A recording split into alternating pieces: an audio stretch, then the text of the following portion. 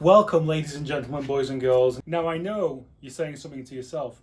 Why is he looking so unprofessional right now and not in Nathan's Garage uniform? Well, it's because I couldn't wait. Because I got something for, look, a Fraud RS500. That's very exciting. We just got back off a trip and I have pretty much forced Wife-tastic to film this because I couldn't wait any longer, and once something's unboxed, it's unboxed. It can never be reboxed for an unboxing. I mean, it could, but it would be sort of fraudulent. We don't do fraud. This is from MerkurDepot, by the way. Mike Euler at MerkurDepot has sent this out. He does a lot of really cool parts like this. I'm not telling you what it is yet. And I'll go through some other bits associated with this that he does. And it's really good value for money, and it's really, really high quality. You've got the merkurdepot.com. Yep. Really, really high quality stuff. Things like this that a lot of people don't know about. So who'd have thunk that you would be able to get a silicone brand new lower radiator hose that's all new and high tech and not from 1987. MerkurDepot does those, reproduces those. It's really awesome, like a reliable XR. Who'd have thunk it? He does other hoses as well for the heater system and the metal pipes and all that kind of stuff.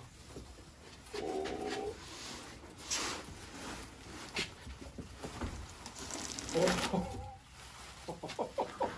Look at that! What do you think? Me? Yeah. I think it's a radiator. Yeah, but what do you think about it? Nothing. I'm a girl. You know how sometimes I ask you what you really think about, I don't know, a couch, some home decor thing, and you say, yeah, it's great. And I go, you really don't care, do you? And you say, well, I care as much as I can given that I have testicles. I care as much as I can given that I have ovaries. But here I am. Okay. Filming. Fine. Whatever. So look, it's like super thick. Think about 3 inches, which I think is the thickest one he's ever made. God, it's such a difference. Like radiators. Was this custom made for you, or that's just the thickest one he had on stock? Or it's his latest version, the latest model of. So this is what's called a shorty radiator. So I can put intercooler pipes over the top. But so this gives me the option to run an intercooler or not, and it's better than a stock radiator, whatever I do, because it's a great design, really thick, and it's tiny. So like it's got proper fittings, proper XR fittings. That's about it, really. You're welcome. Better fit it now. Perfect. One thing as well, look how thick the water galleries are in between the fins. They are giant. I've never seen those that big. God, will this flow? Bit of a closer look. So that's water pump down to bottom of the radiator. It's really thin because I've never replaced a bottom hose before. I just kind of make do with whatever the car comes with, and they're usually all like swollen and soft. So that is awesome, and it's going to be reliable. The quality difference from something like this, from an eBay radiator, is just vast. It's like you can just tell it's like really well made and heavy gauge and quality. So what I'm trying to do on this car, I'm just trying to keep everything as high quality as I can and not chop it up. Don't get me wrong, it's not easy, but I'm doing okay so far. On information from the very knowledgeable gentleman of the Merkur world, I got told a Miata rad shroud. Oh, seriously? Come on. I got told that a Miata rad shroud off an NA, which I think this is. The kid thought it was an NB, but I've had a look at NBs and they look different. So I think this is an NA, whatever. Yeah, apparently this radiator and fan no, not radiator, just fan shroud situation is going to go kind of on the back of there and be workable. Let's see. The Merkur gods were completely correct. While it may take a little bit more weather stripping at the bottom, or whatever, I don't even know yet, it fits perfectly. That's bloody awesome. That's amazing. Shroud, twin Mishimoto fans. It's so cool. Just like simple bracketry, simple bracket, you know, just simple bracket. Oh my god, this is so good. This is amazing. This is amazing. And bonus, got a radiator as well. Apparently the drain plug is stripped or something. That looks fine to me. Even so, just like bit of weld, bit of JB, and just drain your radiator from the lower hose. So anyhow, I have a Mishimoto Mazda radiator here now. Awesome. And the next step right now is to double these tabs back down and then bend them to an L. So we've got to drill some holes, but we're going to be hopefully using these 4 tabs to hold it on. May have a word with MerkurDepot and see if they can put, imagine if they could weld bosses and then you just drill a hole in here and it'll all be set up for this fan shroud situation. That'd be so awesome. Not perfect, but definitely up to the job. So I did actually hit them with a heat gun. Don't know, just felt like, me being me, they'd snap off if they were cold. So I hit them with a heat gun, bent them under first, and then turned it round, put it on this edge, leant on it, and then bashed it. So they're all kind of right angled like that. So let's see if it fits. A bit more massaging. I think we're pretty much there. That's my least happy, but I don't want to hit it too much more because it may snap. That's good. That, I think I'm going to have to put a piece of metal in between, and you know what I mean. And then that one is spot on. And then lining it up, I think it goes just enough for a hose, and then kind of sealing wise, you're really close. You know, maybe some weather stripping going on. Okay, there we go, job done. Spaced everything off as evenly as I could with washers because all these brackets are a different height because I hit them differently. So the actual fan shroud itself is relatively tight, but spaced off a little bit with washers, and then weather stripping was $8, so I thought let's stick some round and try and get this working as efficiently as we possibly can, considering XRs don't have the greatest heat composure in the world. So yeah, so it's all sealed in with weather stripping, probably a bit of overkill. Some of you guys have been asking where my flasher signals are.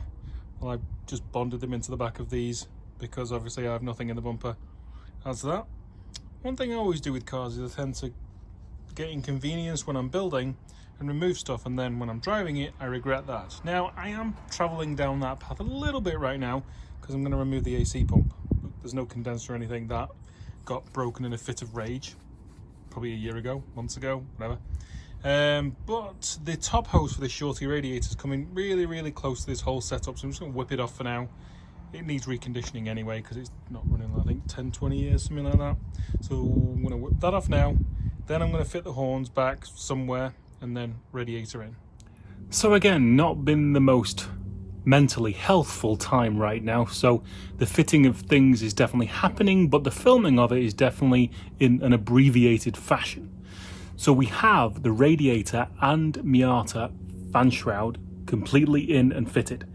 I moved the radiator slightly forward from normal, so needed a bit of moving around and relocating of holes and enlarging of holes. That's all done, all wired in, all works. But because it's a shorty radiator and I don't have an intercooler or anything like that yet, there's huge gaps around the actual radiator, and all the air was going around it, not through it. So the fans run all the time. Whenever I drove, it got hot. So I'm hoping that was an airflow issue as opposed to a broken motor issue. We'll know soon. So I've been making various bits to try and direct the air. First of which is this panel here. If I ever go down the road of an intercooler that comes over the top, obviously this is going to come out. But for now, we need it to block the air going over the radiator. And that is it from the other side. Now, what is that, you may ask yourself? That is a bit of a scoop for the bottom that runs right around there and is hopefully going to block that air from going kind of underneath the radiator. And then I think we're going to be opening up the bumper up around here just to get as much in as we possibly can, and then possibly making that opening ever so slightly taller as well. Right, air scoop is in. While it may not be level or even close to level, it's in and it'll do a job for now. There you go, it goes all the way to the actual radiator itself. Now what I wouldn't mind doing is putting some, see if I can show you guys, down there. Okay, so in that area there, some verticals, front to back, to block all this side bleed of air, try and block this area here. So we've got top done, bottom done, there you can see a bit better, the uneven air scoop, and try and do these sides now. Evened it up. There you go, how professional was I? Yeah, it's coming out pretty good. So bottom's in, and then I've put these vertical side ducts in as well, and then obviously want to block that, and then that bit there is going to be taken up with some foam, so that should sort things out. So I'll whip the bumper off tomorrow, clearance more of this down here, get that away. This is a good practice bumper. Probably clear out some of the strengthening behind there, and then open that up, and hopefully she's gonna cool better. On the bumper removal and bumper chopping, I'm just gonna hit pause for 2 seconds because I tend to do that a lot. I'll do everything in one go and then never know what really works. So we're gonna go in steps. One problem with the XR is the coolant temperature gauge is notoriously vague. Even with the good sensor I've got in now, it's still really vague. You don't really know until it's too late. So I needed a gauge. I got an electric one, couldn't make it work. No idea why. So I went old school with a mechanical one. I don't want that in the car for the entire time. So it's kind of been bodged into place for now. When I actually get the electrical gauge to work, I'm going to put it down there with the radiator fan switch and all that good stuff, so it's out of sight. But for now,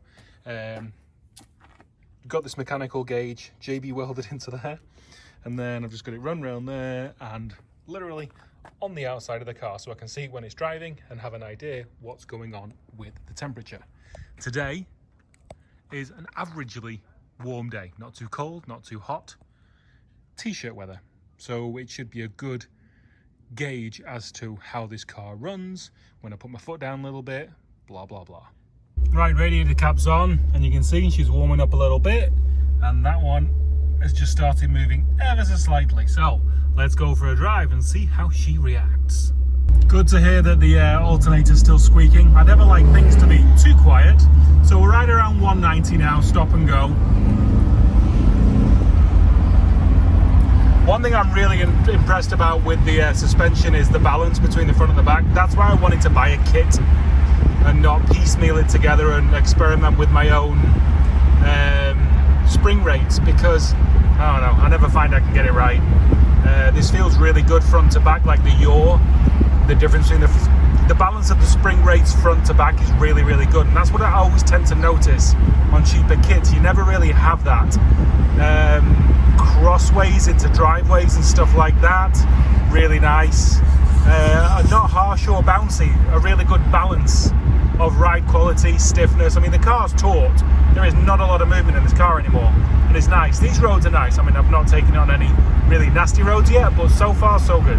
Just driving around, I started driving at 190. Now the thermostat opens, I think, 195, and just driving around and just normal everyday traffic in this temperature right now, it stayed at 190. So it's actually probably a little too cold. So I'm going to let it get up to 230, let the fans kick on, and then do the same thing and see if it pulls the temperature back down, because I think that's what it struggled with yesterday. Good. There we go. Just hit 230.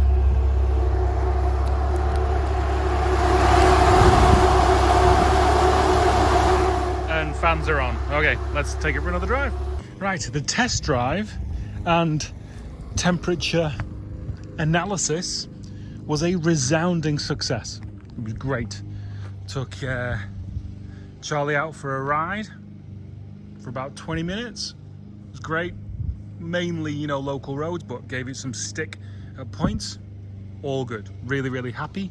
So the cooling system is performing in this kind of temperature. I mean, maybe once we get into next summer and it's like 110, may have to revisit, you know, hood vents and all that kind of stuff a la Cosworth, because obviously there was a reason they put them in. But for now, happy and all good. So after that resounding success, which presented me with yet another opportunity for gain, we shall end this episode. Thank you so much for watching. Thank you so much for supporting the channel. If you want to support any more, head down to the description, see all the links. Got new frame swap faction t-shirts out as well. Any Christmas presents you want, head down there and see if there's anything you would like. Thank you so much for watching. See you next time.